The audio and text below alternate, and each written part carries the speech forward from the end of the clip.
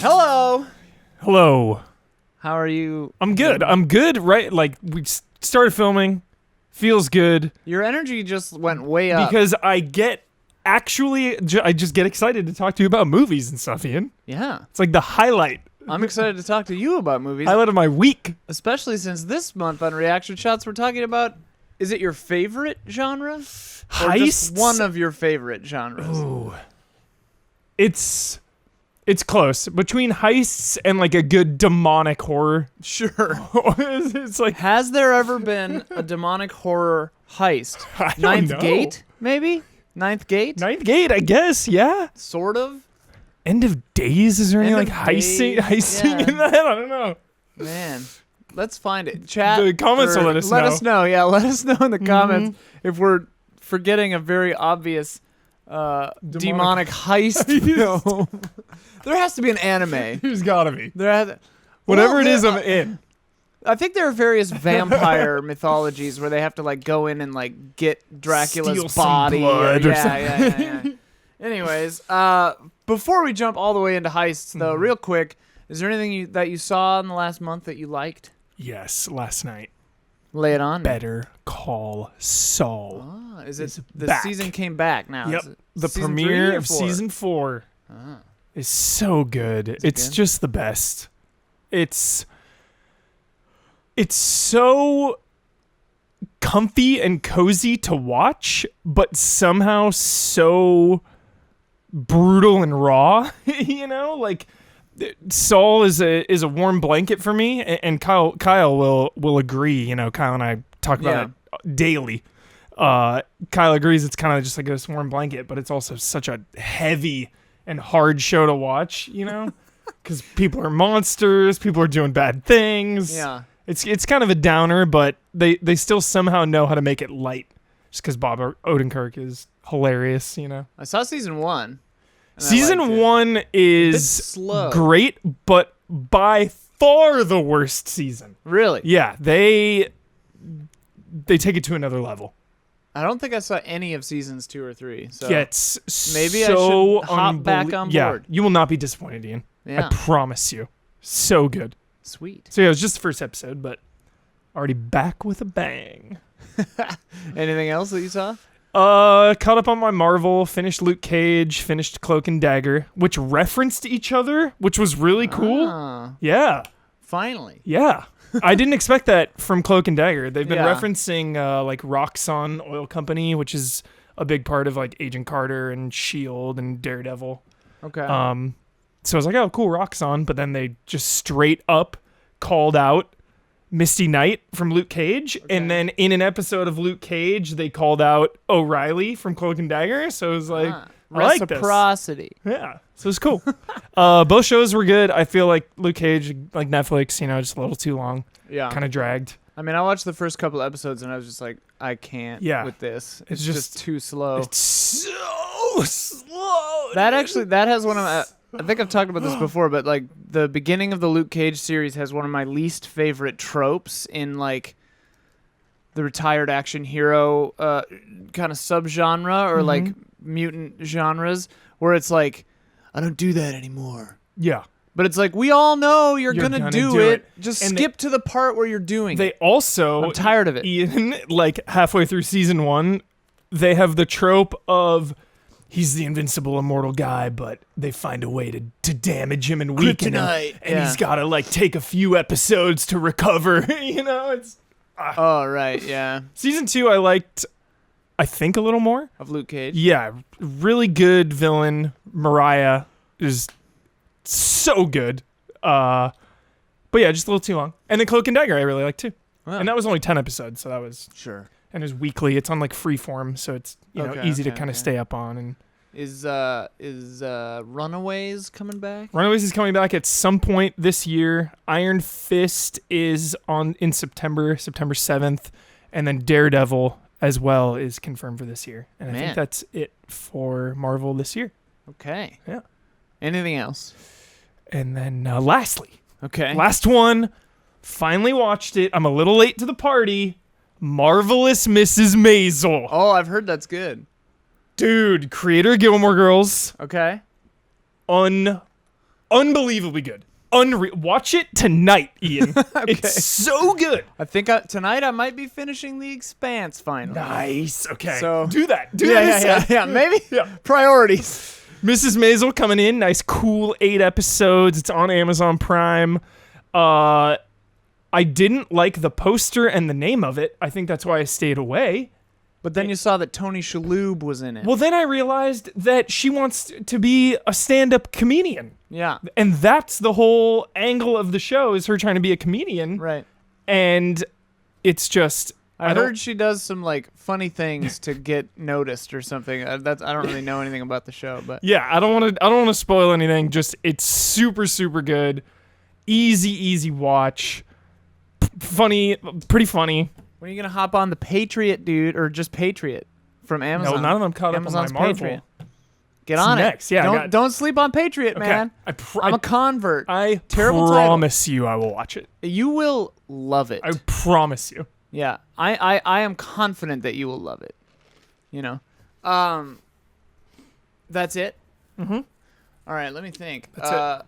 I think we talked about Sorry to Bother You last month, or did we not? I don't think so. I saw Sorry to Bother You. That was a cool movie. Is that with Joaquin Phoenix? No. No, This is it's in theaters right now. It's Okay. the guy from Get Out is the main guy, but Nice. not the main guy of Get Out. The guy who says "Get out, Get out! get out." Dude from Atlanta. Yeah. Yeah. He's in Sorry to Bother You. I Nice. feel like maybe we talked about it last month, but that Maybe movie we is did. really good. Okay. I yeah, finally we did actually. I finally finished Legion season 2. Nice. Can't remember if we talked about that. Whoa, you finished just now? Not like right now, but like Yeah. a week or two ago. It's just you weren't feeling it, or you Oh were no, just busy? I watch it with Omar, my Oh, roommate, okay. and like we're both incredibly busy and Yeah. have kind of different schedules. So like Totally. there are just weeks where I just like don't see Omar, you know, Yeah. because like he's already in bed by the time I get home from whatever. Yeah. But yeah, similar case with The Expanse is like we just haven't. But I don't want to spoil anything. But the way that Legion season 2 ends, pretty intense. Okay. Like that show is very interesting. It's like I don't know if you would like it or not. I finished season 1. Yeah. Caught up on season 1. Okay. So Season 2 is very. I liked it more. Okay. There weren't any like I think season 1 like episodes 6 and 7 were like bad. Yeah. Not I mean, bad might be harsh, but just kind of like Redundant. spinning the wheels. Yeah. A little, but maybe I'm just acclimated to the fact that the show is more like a mood piece than an actual story. So Okay. because season 2, there are definitely some episodes where nothing advances the plot, but Yeah. it's just kind of like a vibe. Cool. Sometimes that's all you need. Sometimes it's all you need. That one was good. I watched on the plane, but 2 days prior, Barry. The first 2 episodes of Barry. Dude, Barry. I need to finish Barry, man. Yeah. I want to say I liked it. It didn't grab me fully, Okay. but what? I also watched the first 2 episodes, and everyone respects spoilers so hard when it comes to Barry. 4 different humans, including Kyle Bossman, I've told them I've watched the first 2 episodes. I'm like, yeah, it's good. They were like, dude, watch more. Okay. And they all like stare into my eyes Right, intently, right. like, yo, trust me. It's like a don't look at me. It's just like, okay, so apparently something goes down in Barry that neither of us know about. Please don't spoil it for us. Yeah. But we'll have to get on Barry and we will report back. Yeah. Sharp Objects, dude. I think I'm 1 behind. I'm like 2 behind, I think. Very good still. Mm-hmm. I'm liking it. That mom is so irksome. But like they do it in a way where you're like, I believe this. Yeah. You know, like it's not like a character that's just annoying for the sake of it. Totally. You Did can see you- where she's coming from. Did you watch Big Little Lies? Mm-mm. Oh my gosh. But I want to. It's on my list. Okay. Yeah. Because I remember you bringing up how last time we talked about Sharp Objects, about how they do memories really seamlessly and stuff. Yeah. I love that stuff too. Do they do that in Big Little Lies? Yeah. Is it the same team or is Same director, Jean-Marc Valley. Okay. He did oh my gosh, that amazing movie Wild with Reese Witherspoon? Reese Witherspoon. I never saw that. He directed every episode of Big Little Lies and now every episode of Sharp Objects. Ah, okay. I mean that does seem to be. You can feel some shows like this where they're making choices like that, stylistic choices, and it's not the same director throughout, you can definitely feel the differences. Totally. Not to say that, directors do different qualities of work, but they do, but you definitely just feel the different choices. Totally. But anyway, all good. Please watch Patriot on Amazon. I promise I will. I promise. I love that show. There's 2 seasons, right? Or just one? Oh. I think season 2 is supposed to happen someday. Cool. Season 1 was a couple of years ago. It's been really? They've been so it's one of those situations. Yeah. Okay. Where it's just they're working on it, maybe. Okay. The rumor was this year, but I don't know. Yeah. It's getting late in the day for year. Anyway, Yeah. heist movies, Huber. Heist. I did not ask you. So I have no idea Ian's thoughts on Rififi. I watched it last night. I'm ready for it. Okay, first I of have all, not seen it in a while. I didn't get to rewatch it. I'm sorry. I failed. that's okay. But I've seen it. First of all, what made you? Why'd you pull Rififi? Dude, the heist. The heist is intense. Legendary. Also, this movie, we're sorry. Turns out it's impossible to get. I didn't know. I that. had to buy it to watch it. Yeah, I didn't know. I could have gone to Cinephile, but I just I flew in, and then we worked all Tuesday. Yeah. So I knew I wouldn't have time to go to the rental place, so I just had it shipped to myself. I figured it was a hidden gem. It's very well regarded, but it's still kind of a hidden gem. So I wanted to kind of hit that. Yeah. And also they referenced it on the final season of The Americans. Okay. They go to the theater to watch it. To watch Rififi. So it was on the mind, and I was like, yeah. It's very funny because it was 1955, if I'm not mistaken. Rififi. I like the... It's kind of funny because there's the germ of modern heist movies, and I'm sure there are other movies that maybe that did the same kind of preparation montage, and then I really respect that they basically do the heist in real time in complete silence. Silence, dude. Someone else mentioned that too. It's very intense. Yeah. And you didn't know it was coming, right? What? The silence and the heist. Oh, no. So 10 minutes in, were you just what is happening? Yeah. I was they said that they had to be quiet because of the alarm system. Yeah. Which is so funny because it's the prototype for they've got advanced satellites mapping your heat signatures through the building, and you gotta mask your stuff, and it's in this it's just a kind of sensitive spring. If you make too loud of a noise, it'll trip the thing, and you just shoot foam into it and it's fine. It's so funny, but it's this big deal. The old 50s. But yeah, I liked it a lot. Cool. Definitely, I was stressed out, and I was rooting for. Well, that's the weird thing with this movie is the main guy's not psycho. He's right? kind of like a jerk. He beats that woman, and I'm whoa, okay. Yeah. So I wasn't really rooting for him. Exactly. Really, at the end, I was just kind of spoiler for Rififi right now. I'll put my hand down when it's done. But I was just take the money. Yeah. Take that briefcase full of money, kid's mom. Yeah. And she didn't. I know. And I was Yeah, and he's driving back. He's wounded, right? Yeah. He's dying. And anyway, spoilers over. But Rififi, very intense good movie. I like to start these off usually with a lengthy, sometimes list of movies that qualify with the theme. Great. But this time, since I asked people which heists have stolen your heart in the $7 and up Patreon tier, I got a lot of good responses. So I'm just gonna lightning round, speed through these responses lightning fast. So bear with me because there are a few of them. Starting with Tokyo Slim, who just listed a bunch. Ronin. Nice. Great car chase. Jackie Brown, Baby Driver, Kinda Drive. Danger Diabolique. Sexy Beast, Out of Sight. The Usual Suspects. Three Kings, The Killing, Rififi. Point Effing Break. Both the Thomas Crown Affairs. Hackers.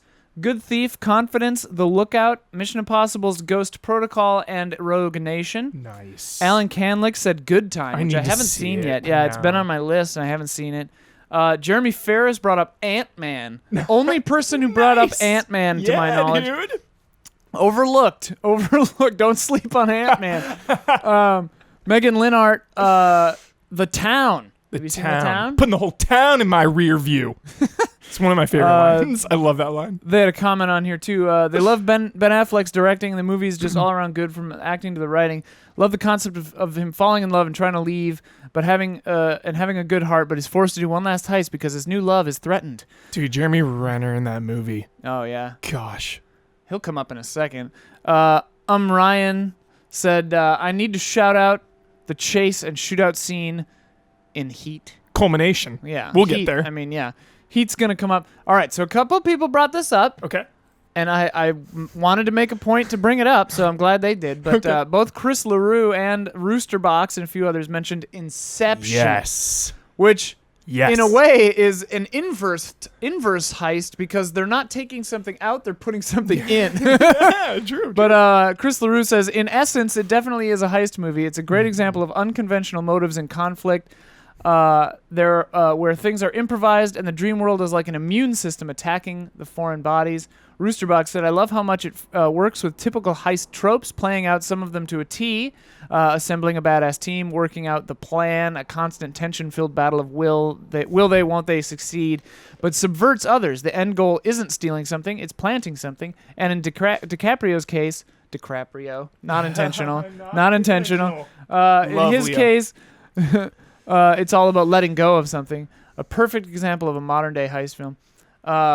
Richard Flowers says, a bunch of people brought up Reservoir Dogs, but he said it's probably the best heist movie, and ironically, the heist is a MacGuffin, and you don't actually see it. Just the planning and the aftermath. Heat is a close second, and again, it's less about the heist and more about the dynamic of the two characters. Point Break is brainless fun, and again, more about a lifestyle than the heists. Maybe it's a prerequisite, but I find the best heist movies are much less about the heist and more about the people involved. I think that for me, it's like kind of both. Obviously. Yeah. Stephen Beaumont. I just thought this was funny. Okay. This is a little long. Here we go. A good heist movie needs some good twists, so when assembling your team, you need the right people for the job. There's usually a flaw in this design, as shown when Jafar employs a thief to steal a lamp, only to be foiled at the outset. The next phase of the plan was to find a diamond in the rough, but he does, but the boy came with a monkey, and when the prize was within grasp, his patsies betrayed him and stole the lamp for themselves. Then throughout the film, Jafar pursues another score, the Sultan's daughter. Foiled again in this bid, fortune falls upon Jafar, and he gets his hands on the lamp he so desired. Only hubris is his undoing, and that is why Aladdin is the greatest heist movie of all time. I've never thought about Aladdin as a heist film. Oh my gosh, that's but funny. it kind of fits. That's so funny. I like it. He also brought up two amazing heist films from the cop's perspective, which I'm glad you brought that up because it's something that I think we should talk about. But Die Hard and Die Hard with a Vengeance, Yeah. they're heist movies, but you're trying to stop the heist, unravel the heist. God, Die Hard 1, it follows all the best tropes of a heist movie, too. Even like a fake out, like they're not really there for what you think they're there for. It's so good. Bond movies are sort of like that, too. Morgan Mahala brought up Hell or High Water. Yes, Taylor Sheridan is good. Yeah. Same writer as Sicario and Wind River. Yep. Jeremy Renner, right? Jeremy Renner. No, not in. Oh, in Wind River. In Wind River, yeah. Yeah. Who are the two guys in Hell or High Water? Jeff Bridges, Chris Pine. Yeah. And his brothers. I don't know his brothers. Oh my God. Ben Foster. Yeah. But I agree with Morgan that it paints a morally ambiguous story of characters from both sides of the law, righting wrongs of their situations. And Sam Sorensen brought up a movie that I know of but have never seen, Hudson Hawk. Have you seen it? No. Listen to this description. Okay. I want to watch it like right away. Hudson Hawk is probably my favorite heist movie. It gets flack, I believe, mostly for being sold as an action film with Die Hard star Bruce Willis, but it's a bizarre and surreal heist film that incorporates international conglomerates manipulating the gold market to acquire power, the mob, an ancient religious sect utilizing their secret societies to protect artistic artifacts, and a rogue American spy agency manipulating an ex-con cat burglar who's only trying to get a cappuccino after being released from prison. That sounds weird and I awesome. really want to see Hudson Hawk. I've never now. seen it. What? Oh, it's funny. But yeah, So many good heist movies. What about Deathly Hollows? Whoa. Gringotts. They do. Looking for all those Horcruxes. Yeah, it's kind of like heisty. They have to. I'm trying to remember how they trick the goblins. Yeah. Because they're like, oh, I'm Harry Potter. I need to go to my vault. Or no, they Bellatrix. They take they do polyjuice potion. Call back to movie 1. Is that where they do polyjuice? Chamber of Secrets. That's 2. Yeah. Right. Yeah. And I know in Goblet of Fire, he's doing polyjuice. Well, we can't spoil that. It's too good. It's so good. It's so good. Thing. Yeah. Harry Potter. They're bringing them all back. Bringing them all back to theaters. I know. Later this month. That's the thing, though, Ian. So I think of like, and I think of Point Break, and I think of them robbing banks. Mm-hmm. But then I think of something like, Heat, where they really go into the plan of the bank robbery, whereas Point Break is a lot of like, we're just going in, smash and grab, boom, boom, boom. Yeah. Do you think there's a difference between a heist movie and just like an action or robbery movie? Yeah. Does a heist movie need the scene where they lay out the plan? That question actually came up in the discussion topic too, where someone is like, is there a difference between a robbery and a heist? Mm-hmm. And I think Tokyo Slim or somebody said basically that, where like a heist movie focuses heavily on get the team, make a plan, and do it. Yeah. To me, my definition of a robbery is sort of like, it may or may not be spur of the moment, but like less planned, usually kind of sloppy, just like threat of violence, give me money, and I leave. Whereas a heist has like, you thought this out ahead of time. Mm-hmm. Oftentimes, the movie itself is tricking the audience. Mm-hmm. Like Inside Man or any of these other movies where it's just like the plan is the thing and what you think is happening isn't even always happening. Mm-hmm. Whereas a robbery is like, I'm in a gas station, I point my gun at you. Yeah. I think that's maybe the, defining characteristic. Yes, the plan. Yeah.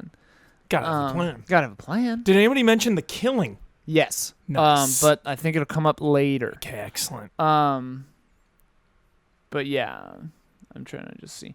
The one thing, one of the major things that came up a bunch of times and that I think is hugely important in a heist movie is conflict, and not only in just the tension for the audience and stuff, but the characters and their motivations, which we'll talk more about in a second, but having those conflicts within the group, against the police, against the institution you're trying to rob, and against like rival gangs. Mm-hmm. I thought Rififi was interesting in that regard because it's kind of funny in Rififi, they introduced the police for one scene, and there's the guy's like, "Hey, Inspector, what do you think?" And he's like, "Oh, maybe this, they stole that.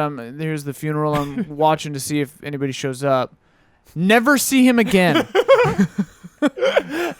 You never see that guy again. Funny, dude. Or at least not like in any prominent way. Yeah. And like the main friction is between kind of the rival gangster guy, Pierre, who's dating his erstwhile lover until she leaves him because he's a chump too. Yeah.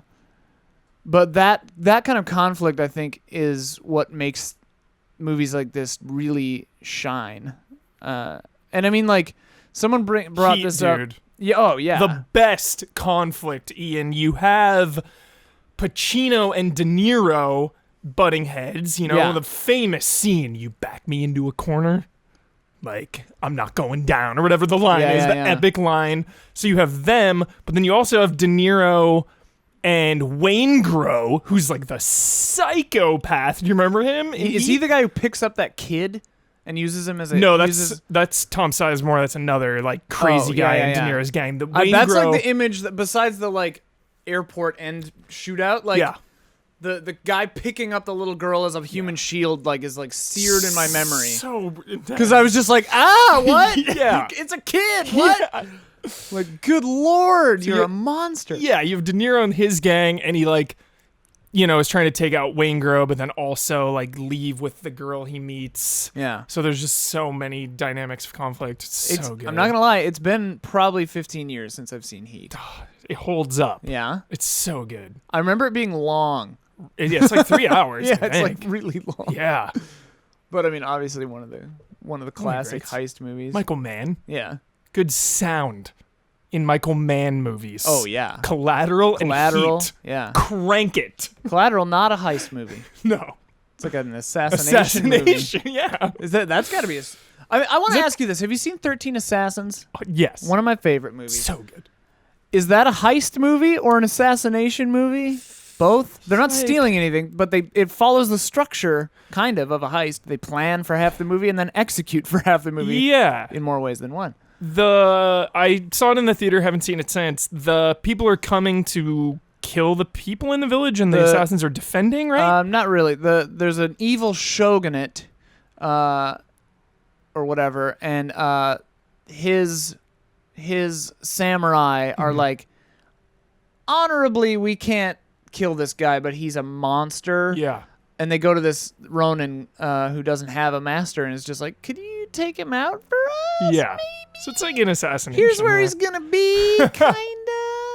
But yeah, I mean, it's an assassination movie, but it follows like a heist plot, and I love it. Watch 13 Assassins. I need to watch it again. It's so good.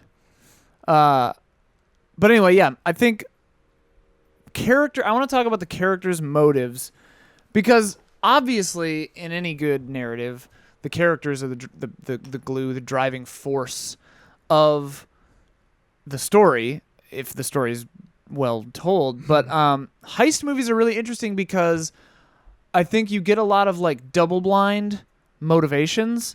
I mean, Ocean's 11, they play it like, they always play it in all the Ocean's movies. They play it like kind of part of the fun is like, okay, you're just gonna steal this thing for revenge, but it's like, oh wait, you've got plans within plans. You're actually trying to get your girlfriend back or wife or whatever. And like all this other stuff is happening underneath it, So the real motivations are love or whatever. It's not always just money. Yeah, I love a good redemption story. Right. And with Rififi, I think it was interesting because the main character, I wonder if he had other motivations. Is he kind of just mad? Yeah, I always felt like he just loved robbing. Yeah, he just loved the art of robbing. Bad dude, and just like wanted to do, because he just got like angry, beat up his ex-girlfriend, and then called him and was like, "I'm in, but we're doing it full out." And I'm like, rage heist. Yeah, a rage heist.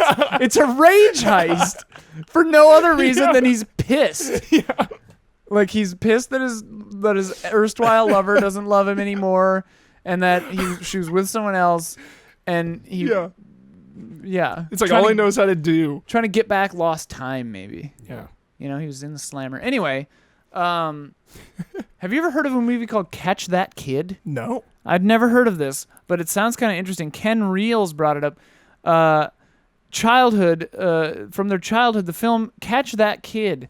The premise is that a young Kristen Stewart, yes, from Twilight, plays a tomboy whose dad is sick and can't afford surgery that will save his life. However, her mother is a security consultant for a big bank and has built a state-of-the-art security system. I'm sure you can piece together what the heist entails. It's a great kind of kid-flavored heist film that takes cues from the greats and mixes in a really good story and character growth. Kristen Stewart actually shows that at an early age she was a good actor despite how we only see her as Twilight, and that she's a bad actor. If anyone hasn't checked it out, check it out. I'd never heard of that, but it seems like an interesting kind of premise. And if I'm reading that correctly, is it the children doing a heist? It sounds, that's like what it sounds like. She's gonna get her mom's info and stuff. Yeah, like hack into the gene bank or whatever to fix her dad. Like that's kind of cool to heal someone. Ocean's 13. I remember loving 13. 11 and 13 are the good ones. I haven't seen 8, so it was cool. I can't comment on that. I liked it. Yeah, I wanted to see it. I just didn't time out. But 12 is not good. Okay. I haven't seen them in so long. Of course, I don't love Julia Roberts, but Pretty Woman, dude. Yeah, I never saw it. This is a good one. Aaron Brockovich. Never saw it. Dude, Aaron I generally Brockovich just is avoid one of the greats. Really? Swear on my life. All right. Holds up. All right. So good. All right. But 13, they're sort of kind of doing it to heal Saul, kind of. He's like kind of just laid out from grief, I guess. He's not like, he has like a heart attack or something, I think, vaguely remembering. But he's kind of comatose for most of the movie, and they're trying to like screw over Al Pacino That's to like right. get him.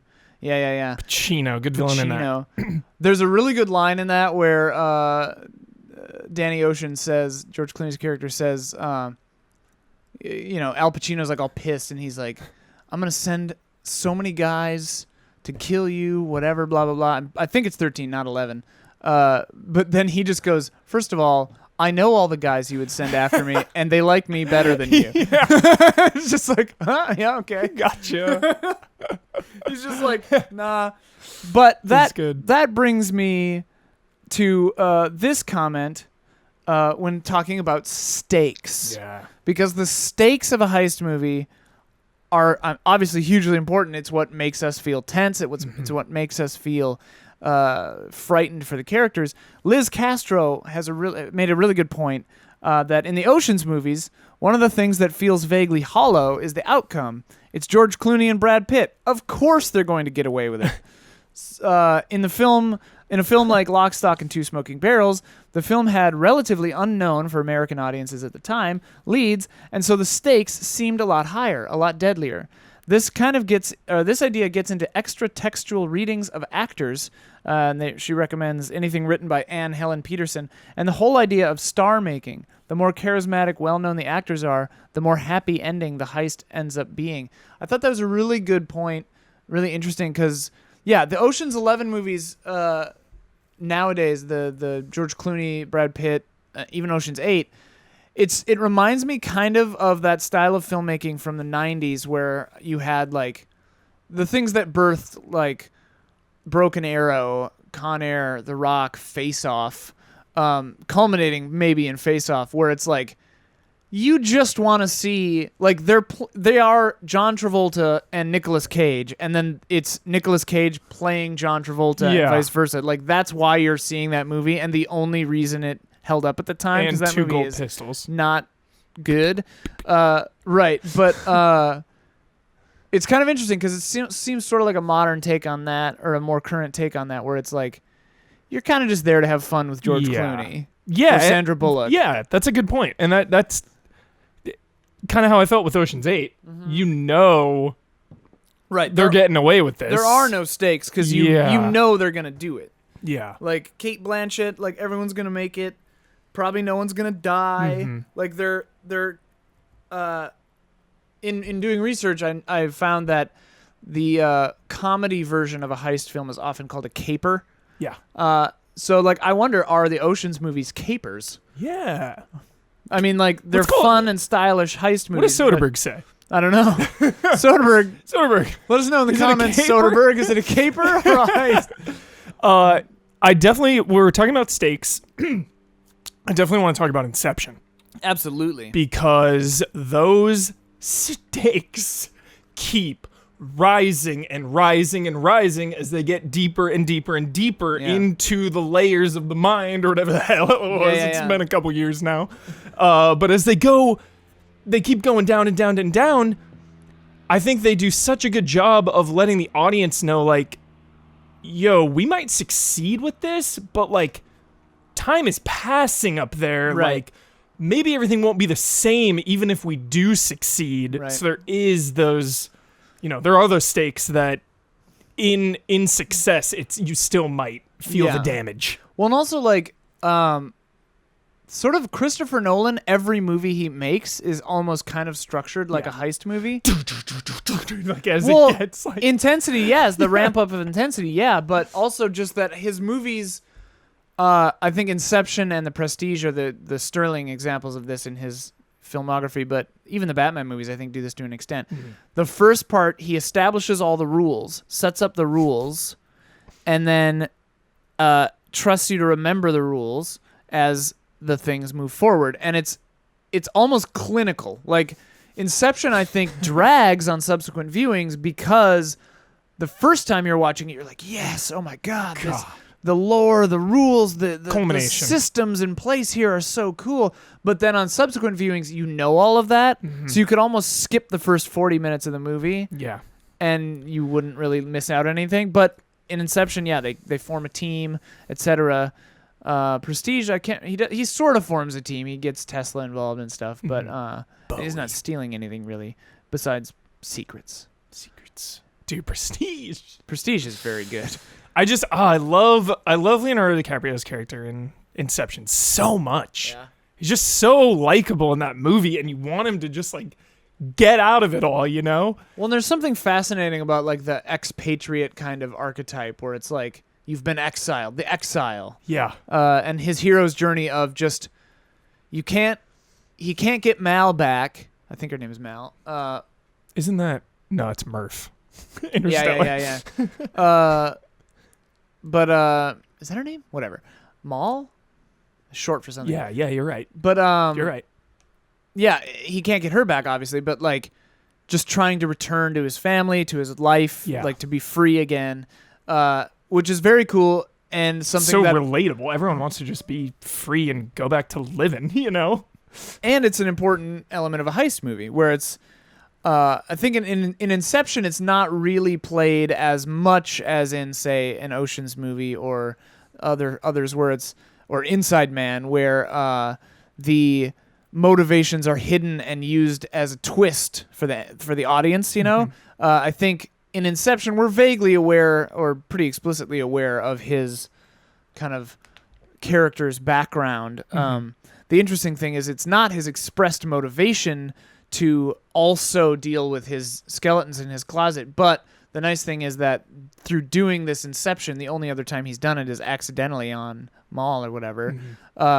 He does have to confront those demons. So like he kind of inadvertently has another motivation happening too. But yeah. Then they leave us with that damn top spinning. Is he in a dream? Is he out? What the hell? He's in reality. Damn it, Nolan. He's in reality. Yeah, I agree. Yeah, he's fine. Positive It's ending. fine. I agree, Ian. Thank also, like, you. if you look canon, at it's canon. I mean, I think like people have looked at it and it's like the kids are wearing different stuff. Like, you know, it's not the same exact shot. It's made to obviously mirror it, but Yeah. He made it. Yeah. He's living somewhere. Cobb. Yeah, he's fine. He's in Montana or wherever those kids live. In that house that didn't change in 10 years. Tokyo Slim brought up the heist sequence done in Rififi as like maybe the most intense. Yeah. It's just like so intense. It's out of control. I would like to see something like that again, like in a modern film where it's just 30 that, minutes. Yeah, like extended sequence. Gosh. I'm trying to It's like, think. does Hollywood have, the guts to do that? Yeah. And do audiences... Calling audiences out. Do Yeah. audiences have the guts to sit in a silent movie theater and not look at their phone or say a word for 30 minutes? I don't know. Yeah, Quiet Place did well. True. Gravity had extended sequences like that. The Revenant. I mean, again, 13 Assassins. Like the whole last 45 minutes are basically just a real-time Charlie Foxtrot battle. Yeah. Roosterbox again says one of the key elements in a good heist film is tension. Will the objective be completed in time or before the team gets caught? If I'm not sweating right along with the characters, then what's even the point? 1D10 The Show said, I love how you brought up stakes as it is essential for a good heist. It takes a criminal and makes them sympathetic. Heists have several important elements, and my favorite is the mastermind's hidden ace in the hole. The reveal is always satisfying for a good heist and hidden in plain sight. And it should tie into and raise the stakes as well. And they also brought up the Mistborn series of books because that kind of stuff happens. Like when Joker takes the mask off in the beginning of Dark Knight. Yeah, So good. I'm glad that 1D10 The Show brought this up because, yeah, the ace in the hole, like the thing that the main guy is hiding from everyone else, and then reveals in the last minute. I love that stuff, man. I eat it up. I mean, the Ocean's movies do it like. So it's everything flawlessly. But like every example of everything in the Ocean's movies is just like so typical that it's like glaring, you know? It's like the perfect example of this thing. He has a key card or something. Right, yeah. Or like the entire reason he's doing this thing is because but I love that kind of stuff. Solo, actually, a Star Wars story. There's a fun moment like that where just that reveal of that he took the thing. That's right. Yeah. That's right. Stuff I love stuff Solo like that. is cool. Movies. Huber, I want to ask you a question. Yeah. Do you think it's better if they pull it off or get caught? And by this I mean I think in almost every heist movie they pull off the heist. So, but what I mean is like, do you want them to get away with it or not? It's a case-to-case basis, Okay. but I brought it up earlier, and I go back to it. The Killing is one of my favorite examples because spoilers for The Killing. I've actually never seen The Killing. Okay, The Killing's great. So It's the one Kubrick I don't think I've seen. Oh, I haven't seen Barry Lyndon either. they rob. I know. I just haven't had 9 hours to set aside. Sunday afternoon. Yeah. Best time to watch Barry Lyndon. Double feature with Das Boot. So The Killing is the perfect example of both. Okay. You know, where they pull off the heist, but things go down in the aftermath. You know. Yeah. Rififi also. And Rififi as well. Like, yeah. And even Heat to an extent. You know. Yeah. Heat, so I I kind of remember like when not they being happy at the end. Yeah, because it's funny, you know. Bank robbers are bad people, Right. You know, and I always am more attached when it's a Heat situation, when it's one last job, and you want to do it to just have enough to be set up and to just get out of the lifestyle, you know. And they add in his love interest, and it's like, wow, I can see De Niro being with her, being happy, and actually living a good life if he just pulls this off. Right. And it's like, but am I a monster for rooting for De Niro? You know, I mean, he's in a parking lot with a machine gun mowing down innocents, dude. Right. Like, so heist movies are just a crazy, crazy thing where I love watching them because they are just so cool to watch. But at the end of the day, I feel somewhat bad for enjoying them because... Well, I think it's a sliding scale, right? Like you move your moral compass to match the movie that you're watching. It's like, obviously in real life, it doesn't matter what their reasons are if they're gunning down everybody, you know. But in a movie like this where kind of everyone, like, the best dude is like a 4 out of 10 on the good scale, you know? And it's like he's your shining example. Like, then you move the scale down in this movie and you're like... all right, I guess, I mean, this guy's a bad dude, but I'm rooting for him. And that's why Inception is so great, because they're in the mind, so, like, really no one's getting hurt. Yeah. You know? And it's like, I just wanted DiCaprio to get out so bad. Have you seen Inside Man? Yes. I like Inside Man because it's painstaking, also just a really smart way to do a heist. I think that movie's really fun. But, really good. Good title. But yeah, we're like, but like where no one gets hurt. Yeah. I'm pretty sure. Like, I like that degree of planning. I think it's very cool.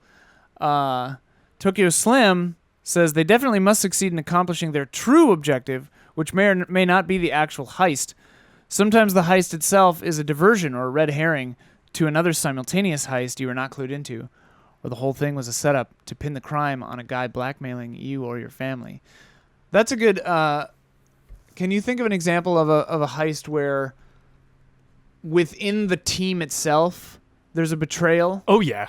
Reservoir Dogs. Yeah. Culmination of that. Yeah. Rififi also, yeah. Reservoir Dogs is so good. Because I forget when they reveal that so-and-so is a cop. It's kind of later. Yeah. It's after the car, like, I'm going to die. You're not going to die, man. Like, I'm bleeding out. Yeah. I think it's after that, I think. I haven't seen it in a few years. Yeah. Yeah. Hell of a movie. Oh, Reservoir Dogs, dude. Yeah. I can remember my parents were always... That was the one at Blockbuster that we always looked at and we were never allowed to rent. You know, because the cover is like dudes with the guns, you know, and like holding the gun. Yeah. So it always caught my brother and I, you know, it caught our eyes. Yeah. My parents were always like, no, so graphic. It's so violent. Then And finally, it is kind of. there's a lot of blood. Yeah. There's a lot of blood, but it's like A lot of cartoon F-bombs. blood almost. Yeah, that's true. Like an insane amount of F-bombs. Yeah. It's really weird as a kid. I wonder if we could do an episode about this, but like as a kid, like the movies that you were and were not allowed to see. Yeah. Like we watched Running Man like all the time. And I was like 8. It was just like I loved Running Man. Lethal Weapon. I'm like Yeah. 7 years old. Yeah, I'm just like, yeah, I'm getting too old for this shit. But yeah, let's talk about style. Style. Heist films are generally Slick. very slick. Even though, like, I think they come in like two kind of camps. There's gritty Yeah. and like really stylized. Totally. But even the gritty ones generally have a style. Like think about Snatch. Yeah. Or these other ones that are like, you know, it's gritty, it's graphic, but it's definitely just oozing with style. Mm-hmm. And I mean, the Ocean's movies. Baby Driver is probably the most recent, just like really stylish example. Besides Ocean's 8, I guess. God, someone mentioned Sexy Beast. Yeah, Worst Sexy Beast. title of a movie. I do not ever even remember why it is called that. Because it's think like he calls him. he calls him that at at some point. He's like, point. "You're a sexy beast." Yeah. And it's just like, all right. Also, I remember that movie being like 80 minutes long. Yeah, it's quick. It's like very short. Yeah. Like not even an hour and a half, if I'm remembering good correctly. movie. Yeah, I like. Do Sexy not be Beast. fooled by the I like Sexy Beast. abysmal title. Suddenly, I just thought about Swimming Pool too. Is that the movie I'm talking about? Thinking about? Whatever. Doesn't matter. Silent Consonant. How you doing? So, When it comes to heist movies, I'm a style guy all the way. Snatch, Reservoir Dogs, Logan Lucky, and Baby Driver are some of the heist movies that scream out at me. I missed Logan Lucky. Did you see it? I did. I've heard it's good. I And then a liked couple other people didn't like it. So I'm in the middle towards positive though. okay. So I liked it. So it's like a 65 on Rotten Tomatoes for you. Yeah, it's like a 7. Okay, Yeah. swimming in sevens. Yeah, I liked it. One of those movies where I came out and I was like, yeah, it was good. Yeah. But like, don't have a desire to see it again. But I still enjoyed my time watching it in the theater. I think that among thinking through my favorite heist movies, I think my favorites are the ones like Snatch or those where it seems like the substance came first and then the style came after that.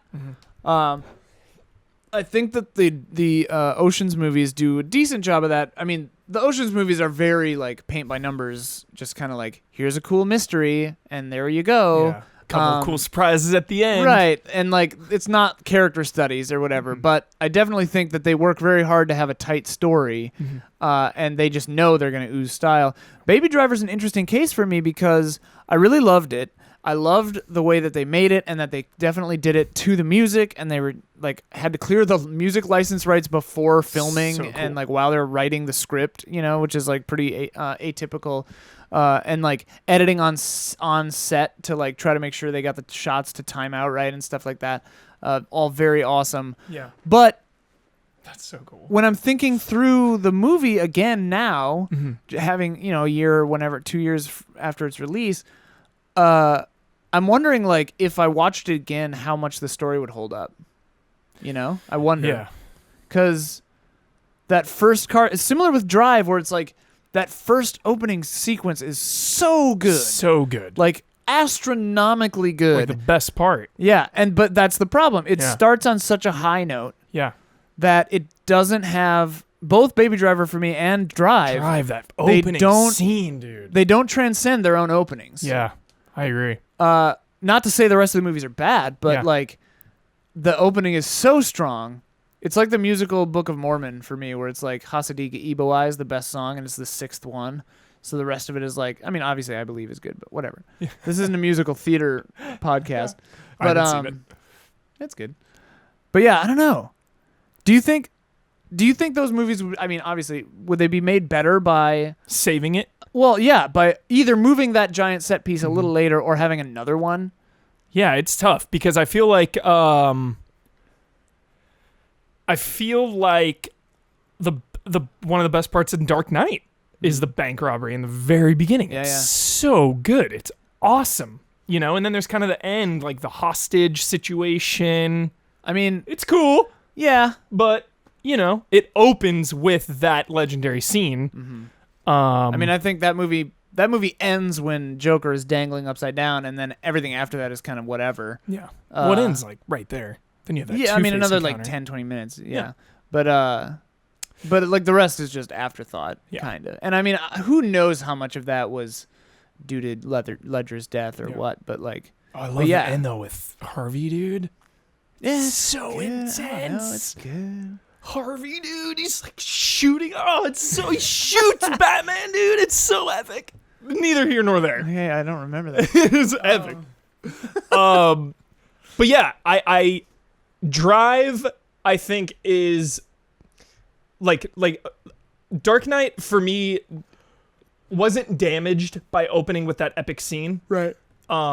Which is funny because that scene was played before Mission Impossible in the IMAX. I saw it before seeing it too. I saw it I have honestly seen that scene 50 times. And only in the IMAX, or was it? I remember going to that. What was that? Mission Impossible 3? It was Ghost Protocol. I don't think so, because I saw Ghost Protocol on Promise. vacation. Pretty sure. Pretty sure. I don't know about this one, Pretty sure. but Let I us definitely know. remember. Let us know. I thought it was 3. I thought it was 4. We'll look later. Anyway, that movie was not damaged. I feel like Drive is for me kind of the only movie that was damaged by opening so strong. Yeah. You know, it never hit that again. That intro, dude. It's flawless. The beginning of Drive is so incredible. It's so good that like I try to recreate that vibe in Grand Theft Auto 5. Oh yeah. You know, I'll like rob a liquor store, have the cops chase me, and like do a couple sick turns, drive into a parking structure, and just park your car. And you'll like, I honestly recreate it. Do it Because that scene is so good. Just the vibe of it. They basically do the exact same thing in Baby Driver. Actually, Yeah. They go into a garage. Well, they switch cars, but Yeah. he just like gets out and walks away. I think, right? But Yeah.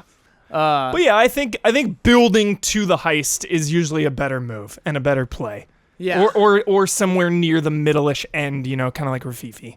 Well, and Drive, I don't think is a heist movie. Really, I can't even remember if he's trying to steal anything.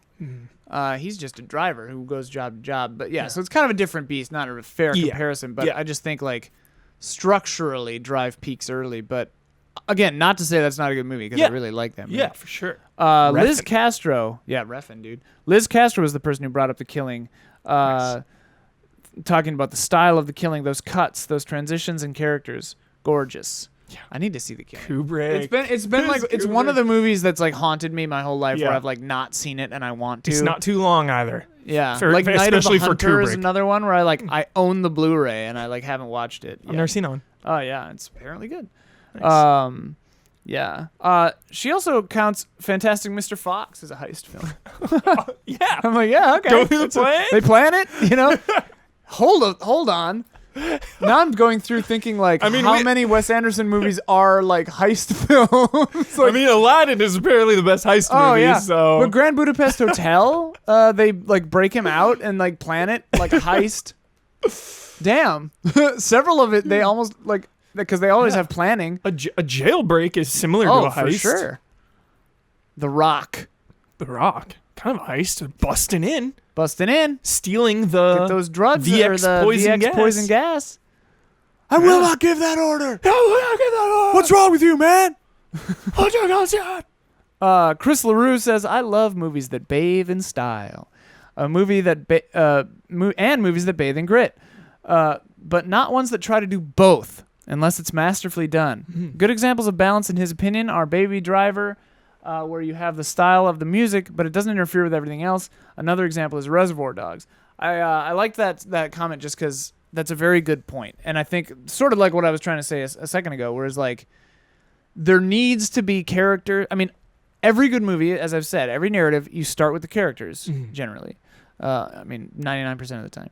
And if a heist movie doesn't have that, if it doesn't have those motivations, that conflict, those driving, if I don't like these people, no amount of style, like oozing style all over it, will almost make it worse. Yeah. Think about a good example of this, not exactly a heist movie, unless I've blocked most of it from my memory, but the movie Wanted, where it's all style and no substance. I despised that movie. I thought that movie was actively insulting, like literally directly insulting to the audience. The character at the end says like, "What have you done lately?"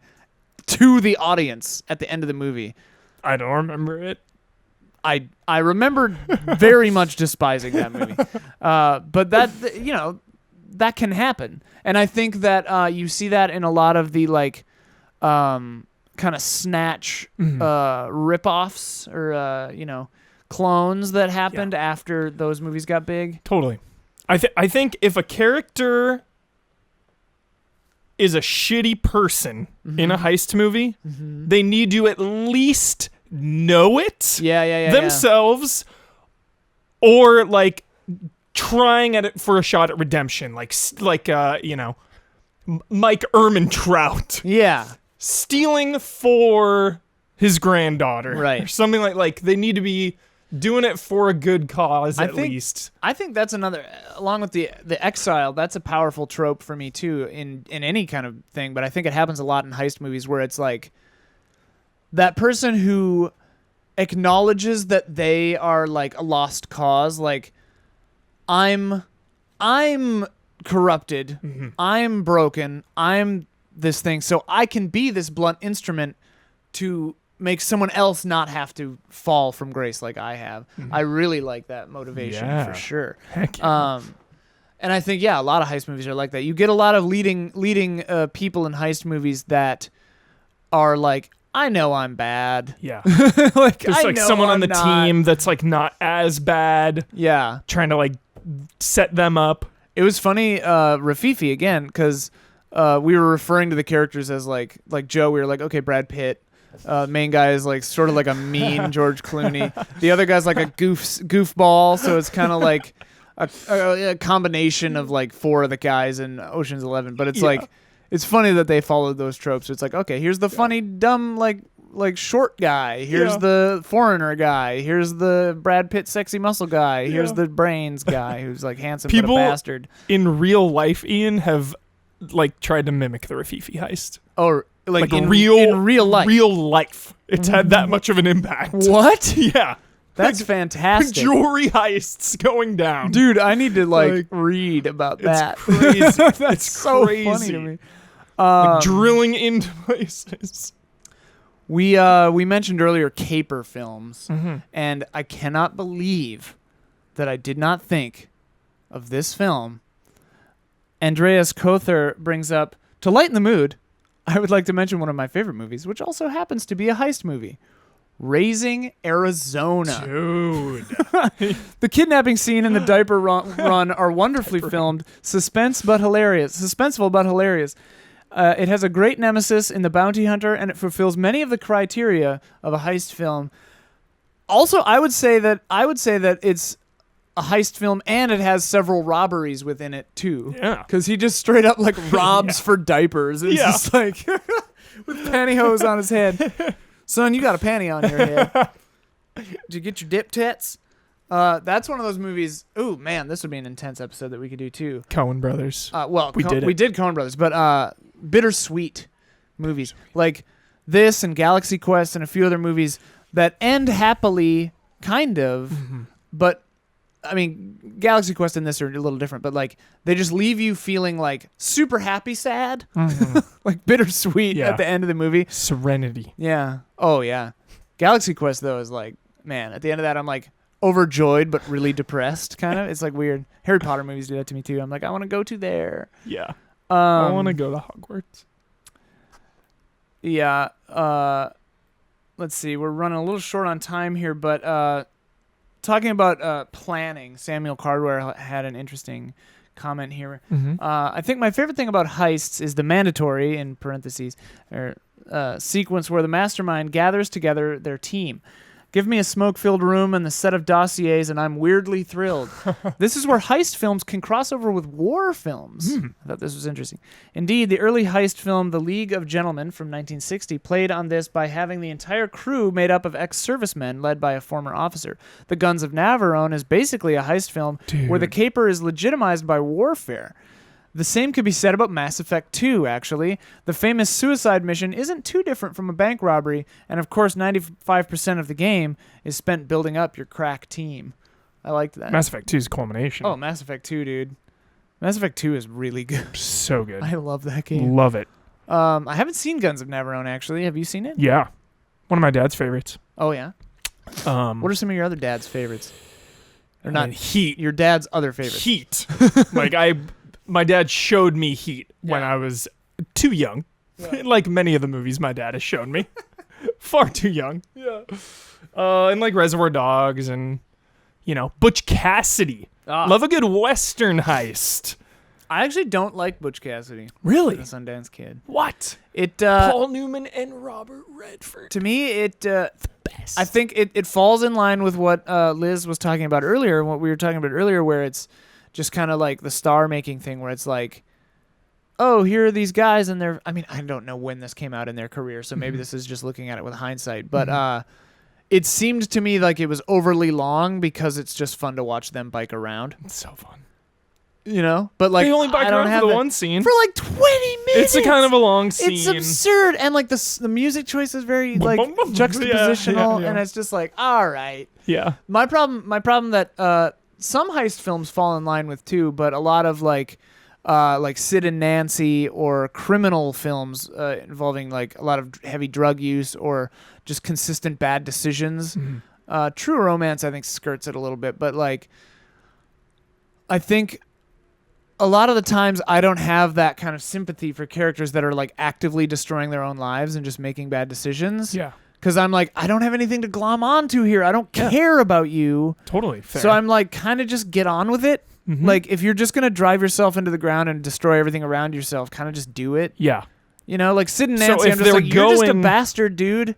Yeah. I don't care about you. I want this to be over. But if they're going for redemption and they know that they're shitty, right? Then it makes it all different. Yeah. Like, you need to want to change. Yeah, like to redeem. That's why I think the Coen brothers' only misstep, besides Lady Killers doesn't really count, but like I really, really liked aspects of Inside Llewyn Davis, but I think that it was almost a failed experiment because it's a character study where it's an anti-hero who doesn't change, and like I've seen a lot of my favorite movies have that arc, like There Will Be Blood.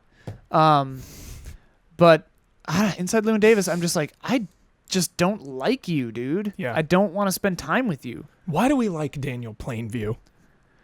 Is it just because Daniel Day-Lewis is the culmination? Yeah. But I mean, that's not to say Oscar Isaac isn't good either, because I think he's fantastic. Yeah. So it's like, I think, honestly, it's the way, I mean, they talked about it a lot for There Will Be Blood, but like they shoot it and they treated it like a monster movie where he's the shark. Yeah.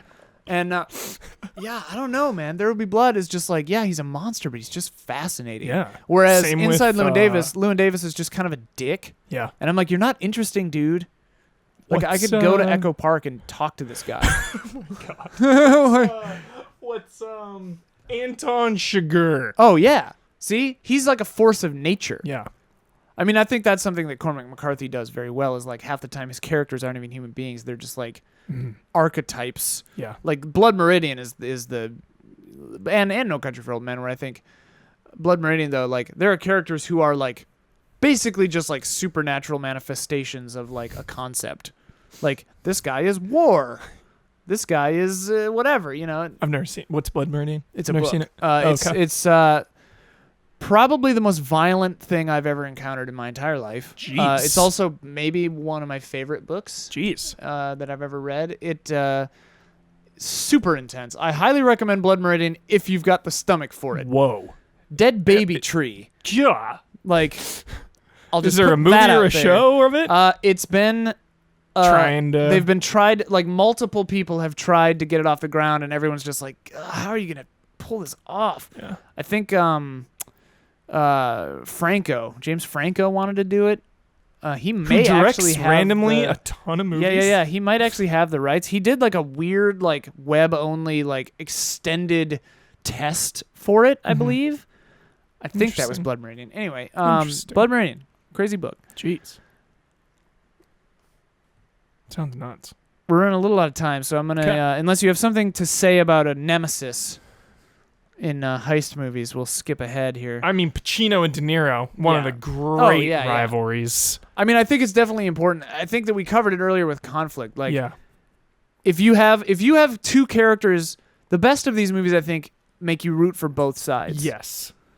I mean, Die Hard, again, like, great heist movie reversed, but, like, obviously you care about McClane, and he's this great dude, but you're also, like, weirdly fascinated by Hans Gruber. So good. And again, by villain. Simon in Vengeance. Like, oh my God. Yeah. Die Hard is so good. I love Die Hard. Man. Absurdly good. Hans Gruber. The thing Hans that, Gruber's gotta be the #1 villain of all time, Ian. I can't think. Like, oh man, some people say Darth Vader, and that gets weird. Some people say Hannibal Lecter or something. Hannibal Lecter, and that's especially if you include, really good. Well, are we talking movies or are we including the shows? We're including every medium of all time. Well, then the Joker. Better than Hans Gruber. There's just way more of him.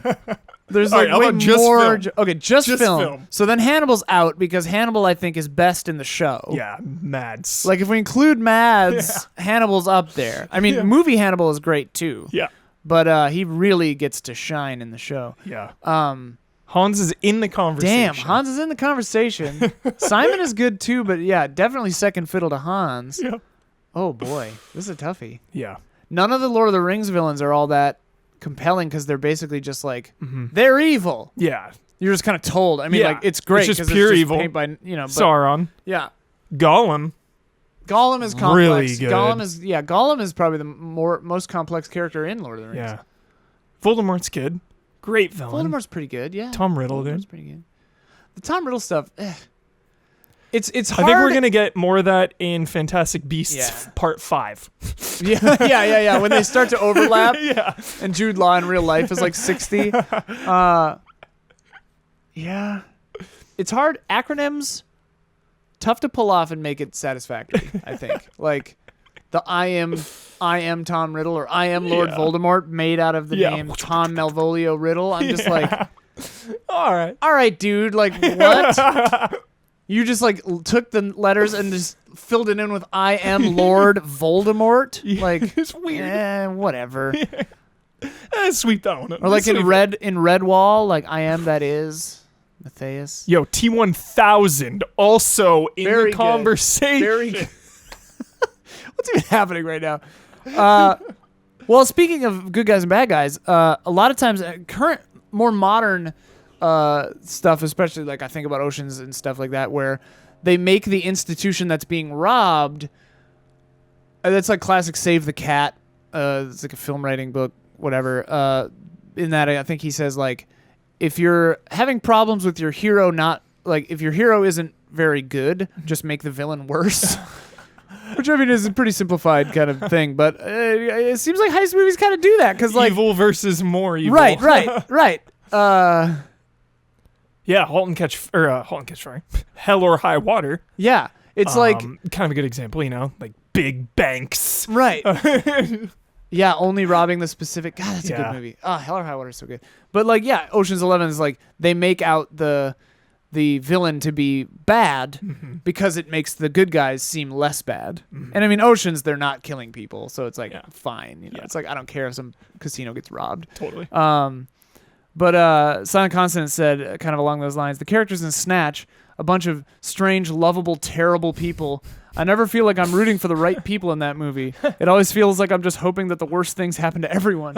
The reason that Snatch works for me is I think that I want the most out of a heist movie is what they want most out of a heist movie is varying points of view. Maybe an inside man, a desperate criminal, a rookie cop. I want conflicting ideologies and no one to cheer for. Just watch it all go down and watch everything unravel around the characters. Yeah. Tokyo Slim said different perspectives of the detectives and law enforcement trying to stop the heist. It helps that the criminals are relatable in some way, though, like Point Break, it just helps most movies if it's not just black and white versus good versus evil. Yeah, Point Break I think is a really good example of that, where you like them. Swayze? Yeah, you like him. Totally. You're like, oh, you're going too far. I remember there. I can't remember specifically, but I remember there was a moment where I was like, okay, there he's drawn the line. Maybe he killed someone, or I don't remember. It's been too long. But the weird thing that stands out for me for Point Break is the scene where Keanu is in bed with the lady. Yeah. And he's just kind of like Lori Petty. Okay, I'll take your word for it. Thanks. He's just kind of like running his hand up and down her back in a very like familiar, caring sort of motion. And I remember thinking like, that is a really good, and it just kind of like sits on it for a little while. Yeah. And I'm like, that singular moment in that movie makes his character for me, I think. I'm just like, awesome. Oh, you're a human being. Like, yeah. And it helps that it's Keanu. Well, Keanu. Like, love you, Keanu. I love Keanu. I love you. It's true. Kyle Lee brought up the idea that these are sort of wish fulfillment scenarios, these movies, like Robin Hood writ large. Like, everybody daydreams about like knocking over a bank, like pulling off a heist, I think. Yeah. I mean, I know you do. So, yeah. I know that you do. Like, every time you go into a bank, you're probably casing the place. No. That's why movies and video games are the best. Right. Because we can live in these fake worlds. I do want to ask you, though, Hubert, let's say it came to it. Yeah. And you had to plan a heist. Dude. What sort of heist would you plan? It would be a smash and grab bank robbery. Those Really? are my absolute favorites. Smash and grab. Like, barely any planning. Go in loud. Fire a couple shots in the air. Put the money in the bag. Yeah. That's how you wind up in a Dog Day Afternoon situation. Yeah, where that's how you'll get caught. Like, yeah, or you're die. Screwed. Yeah, you're screwed. But I always get a kick out of those ones. Yeah. I would want to plan like a puzzle heist, like Inside Man or something, where it's like a conundrum for anyone to solve it, and like you just get away because no one knows what the hell happened. Yeah. To me, those are the best heists where they open the vault and all the money and everything is there. Or no, well, I like both. I like where they just open it and they're like, wait, what happened? Everything's gone. Or when they know they've been robbed, but they're not sure what was taken. Yeah. Where it's like, wait, the money's still here. What did they do? Like, I think they do that in Sexy Beast. It's been a while. Yeah, I need to see it again. I know they're doing like safety deposit boxes. Yeah. Stuff that you can't track. Yeah. I would want to throw a heist like that, like Inside Man or something. I don't know if I have the planning gravitas or whatever to pull it off. Let's plan a fake heist. Let's plan a fake heist. We could do an episode, like a heist episode. That's why Hell or High Water is so great, because the quote-unquote villains, Ben Foster and Chris Pine, are doing bad things, robbing banks, but they have differing ideologies. They have differing ideologies, and they're like backed into a corner. You know, it gets me emotional because their family is sick and they're out of money, and like they're backed into a wall. And also like it's intense. God, the motivations in that movie are some of the best. Yeah, like, the one dude is not doing it for himself. Yeah. The other one's doing it because he loves his brother. But like then their conflicting ideologies like leads them down their paths. And the choices that are made toward the end are just like, oh man. Yeah. God, that's a good movie. Heavy. Watch everything Taylor Sheridan does. Yeah. He's doing Yellowstone right now. What's that? New Western show. Oh. Already got picked up for season 2. What? Kevin Costner. He's writing it? Wrote and directed all of it. What? Yep. On what channel? Paramount Network. What the hell? Don't even have the channel. I just bought it on Amazon. It was like $20 for the season. Huh. And it was good. Yeah. I like Taylor Sheridan. Yeah, I'm not fully done with it yet. Did he have anything to do with Sicario 2? I never saw Sicario 2. Wrote it. Was it good? Did you see I it? liked it. I really liked it. I got to see it. I didn't like it as much as number 1, obviously. Well, obviously. But I really liked it. Oh, Sicario is so good. Yeah, 2 was good. All right. Last thing. Cool. Last things here. Chris LaRue, I asked if anyone else had any ideas of just kind of topics that I didn't ask about. Chris LaRue wants to hear our thoughts about heist films that bleed into other genres, such as Mission Impossible, one, spy genre, but definitely they pull a heist, and Rogue One, which has heist elements. Yeah. I mean, I love it. I'm all about mashups in any form. Totally. And I like movies that kind of defy genre classification, or like you look on IMDb or like in the rental store back in the 90s or whatever, where it's like under like 4 different descriptors or like 6 different genres, or Yeah. this is a romantic horror heist thriller comedy spy movie. I definitely think of Dark Knight and even Dark Knight Rises. You know, Wall Street. You shut up. Like the Rises the is stock, terrible. the stock exchange or whatever. Time to go Yeah. mobile. Yeah. You know, When Gotham is an ashes. fire. I love it, dude. I don't know- want to hear it. You know what's a great mashup that you're going to totally love? Huh. Amazon's Patriot. Patriot, I gotta watch it. Even in the beginning of Dark Knight Rises, it's got qualities of a heist when they with a Littlefinger and stuff, and they blow up the plane. Oh yeah, They they cut the capture plane him. in They're half. stealing the doctor. Yeah. Good scene. Yeah. IMAX. Just scope. The movie's a rehash of an origin. Like, we don't need it. It's the 3rd movie. It should be Mad Max Fury Road. The 3rd Batman production- should have been I know. nonstop insanity. It would've Obviously, had Heath Joker. Ledger. It Yeah. would've had Yeah, Joker. obviously, which is a tragedy. Very tragic. I'm still upset. I'm still upset. But, like, Love you, Heath Ledger. miss you, A Heath. Knight's Tale hype. Dude, I love Knight's Tale. I So don't care what good. anybody says. Brokeback I like- Mountain hype. I like 10 Things I Hate About You. Oh my god. Like, I don't All of it. care. I All don't of it. care. Yeah, I they're all like 10s. them. I agree. Knight's Tale is good fun. Yep. Brokeback Mountain hurts my soul. Yeah, I've never watched that one because I just know. Ugh. I know I'm just going to be so sad after I watch it. So I'm just like, soul crushing. I don't soul need crushing. this. Last one, Morgan Mahala talks about the audience fake out, which I sort of brought up earlier, but I got the idea from Talking about Morgan. Inside Man. Yeah, I just love that. I love any movie because like most of the time they don't do it very well, and you Yeah. see it coming. I could think of like a few scenarios in movies where I'm just like, Inside Man, were you? Inside Man Yeah. Man was a good one. I mean the biggest one, honestly, not a heist movie, but Spider-Man: Homecoming. There was a moment in that where I was just like, the door open? Yeah. I was like, oh, I was like, oh damn. Yeah, dude. Yeah. But yeah. I saw it twice, and the second time in the theater, I was waiting for that moment, and I was kind of just like looking around, Yeah. and like when it happened, I just saw like everyone just in their seats. Yeah, everyone's like, kinda oh. Also, it's just cool for like 8 reasons, but like, yeah, that's a good movie, man. Spider-Man: Homecoming. Mm-hmm. I do not have high hopes for Venom.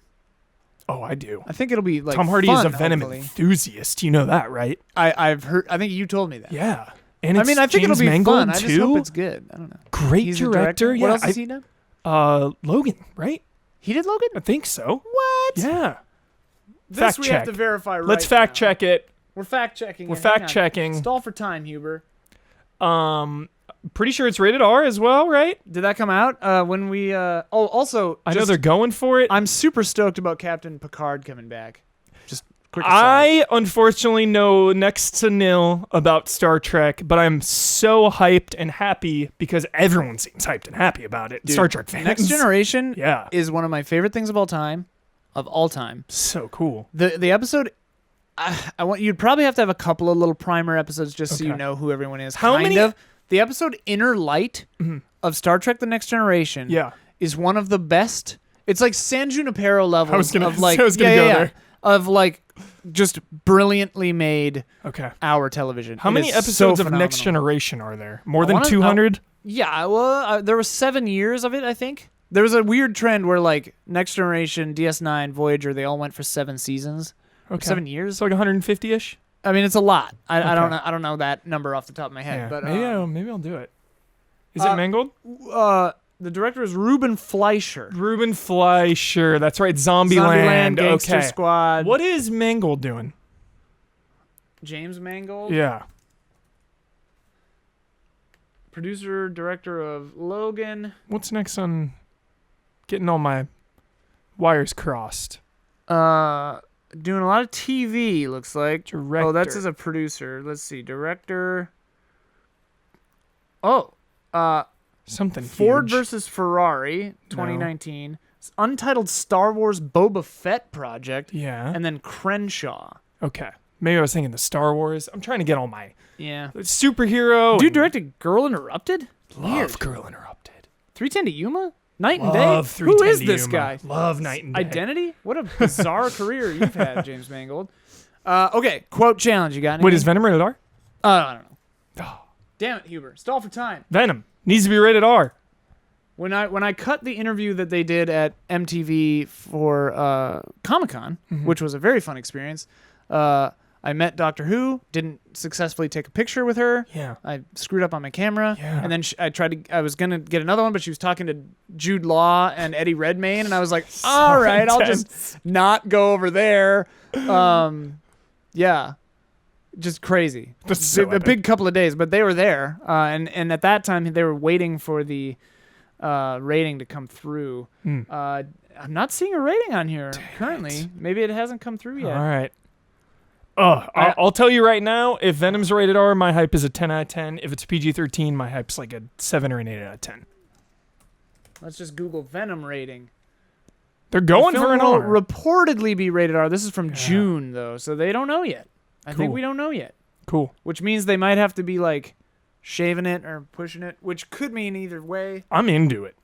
Yeah. I think it's a bold move. Like, I just worry I that... like when they go there and like hearing the Venom voice narrating is so intense. Yeah.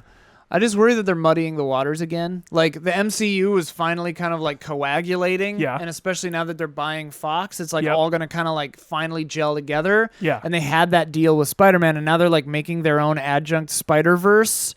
You know? And I'm kind of like, which is fine. After but Avengers 4, I'm open for whatever, sure. you know? The Skrulls. All right. Fury, dude.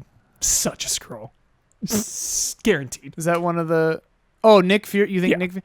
But the thing happened. Yeah, the scrolls wouldn't be immune to Oh, yeah, I that. suppose you're right. You're right. You You're know? right. You're right. That's true. Captain Marvel, dude. I I'm love ready. talking in circles around Spoilers? spoilers for Infinity War. Yeah. It's so funny to me. I feel like everyone has It's like seen it by I feel now. like, but like I just think it's funny to keep up the ruse. Where Yeah. it's like, well, yeah, but the thing, Yeah. you know, Can't spoil the thing. can't talk about the thing. Don't even look at me. All right, quote challenge. You got a quote? I don't have any quotes. Let me think of one. You look far from home. Gotham. Got it. Gotham. I feel like I had it. Did you have one? But no, I don't have one either. I got one. All right, hit me. Ermintrout. Security consultant. Well, it's either Breaking Bad or Better Call Saul. What? No, wait. No, which one? Oh, Better Call Saul. Got it. Okay. Got it. I remember seeing something where someone was named Ermintrout, and I was like, is that a reference? Mike Ermintrout. One of the greats. dude. One of the all-time greats. Love that character. I do love that character. He is like the epitome of what I love, like the exact archetype.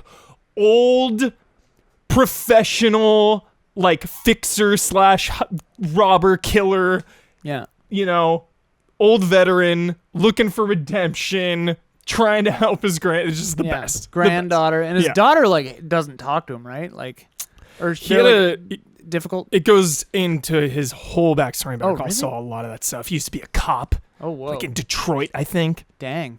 That explains Corruption. his skill set. Dude, watch Better Call Saul, I promise. I'll watch Patriot. Watch Patriot. I'm doing it. Okay. It's a bigger ask. Better Call Saul is longer. It is, but it's I can't think of a quote. okay.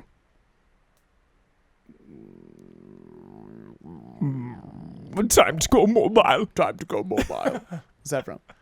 Tom Hardy's great. Tom Hardy. Such a good actor. Have you seen Peaky Blinders? I saw like the first couple episodes. Yeah. He's in there. Is he? Yep. Him and Cillian Murphy, a little Scarecrow Bane reunion. Oh. Yeah. Tom Hardy's in that? Yeah. I never finished Taboo either. Me either. I watched first two. I liked it. I haven't watched like No the last fault of it. episode. Yeah. Need to watch The Terror. Heard that's great. The Terror, yeah. Yeah. I have that. I haven't watched it yet. It's just so much. It's impossible to keep up. The tidal wave of games and now TV is Yeah. happening. Yeah. All the shows are coming back. All the shows. Here's a quote. We got separated. Raising Arizona. No. Ghostbusters. No. I don't know. Star Wars. I think Empire Strikes Back or Oh my God. New Hope. No, it might be Jedi. We got One of the original. Yeah, we got separated. Okay. No, it's Jedi. Yeah, it's Jedi, I think. We got separated. Gotta get your dip tats. You know what that's from? Ghostbusters. No. I don't know. You just said it. The other one. Oh, Raising Arizona. Yeah, Yeah, Raising you said it Arizona. earlier too. Gotta get your dip tats. Yeah. Hun. Anyways, thank you everyone so much. That was fun. Heist movies, Hubie. So great. What's your favorite heist movie of all time? Is it Heat? Man. Feeling the heat in here. Heat- Yeah. I think Heat might be the best. But my favorite, Yeah. it might be Heat. It's just got a scope to it, you Yeah, know? Yeah. It's a big movie. It's an epic. Like Heat is Yeah. an Oh, yeah. epic. Of the school of epics that were of that time, I think. It's definitely got that time period kind of feel to it. Yeah. If we're counting Die Hard, I might say that. Yeah, if we're counting Die Hard, If we're obviously. counting Die Yeah. Hard. But yeah, man. Oh, they're all really fun. Mhm. All right. Well, thank you everyone for watching or listening. We are Ian Hink and Michael Huber. We are Easy Allies. Well, us and seven other guys. Yeah. That's a quote. Us and 7 other guys. Yeah, me and 9 other guys. Is that Oceans? Big Lebowski. Okay. But anyway, detective films, dude. Detective films. Next month's theme, detective films. Boom. Done. Boom. Detective Lock films. it in. Lock it in. Watch the Big Lebowski. A lot of good ones. And speaking of I love Rififi, Chinatown, but it's problematic because of the director. But speaking of Rififi, he also did Asphalt Jungle, which is he a was blacklisted. classic. Yeah. Asphalt Jungle is one of the very, very, very, very, very first films ever to shoot on location with actual workers of the role. So Wow. if like someone was a newspaper, they'd actually get a newspaper guy to do it. Huh. You know, good movie. There you go. Yeah, good one. Why didn't we think of this before? Anyway, patreon.com/easyallies. If you're in the $7 and up tier, you are in the Easy Allies Film Club, and you get access to our favorite films lists, which we should probably update one of these days. Yeah, haven't done a and commentary you in so we haven't done long. a commentary in a million years. They just take so much time. Yeah, And it's way too hot in here, honestly. It's just way too hot in here. yeah. And you get this out. You get this show early, both video and audio, and you get to take part in the discussion topics, which are very fun. So check that out. I'm doing like an NPR voice right now. I know. I've been doing that for Huber syndrome. Yeah, I haven't even really thought about it. yeah, Just kind of this style of yeah. speaking. Like, where did this come from? Was it just trying to be Radio. smooth on the Just radio? trying to be smooth on the radio, and having like, you don't want to be too loud. You want to be listenable and good diction, but you don't need to Yeah. shout. You know, microphones are sensitive, like people. Yes. Yes. So yes, this has been Reaction Shots for the month of August 2018. We discussed heist films, Mhm. and next month we will discuss detective films. So I hope that you like those. Please join us on easyallies.com, youtube.com/easyallies, Twitter, Twitch, everything, patreon.com/easyallies. I'm Ian Hink. I'm Michael Huber. Thank you very much. Good night.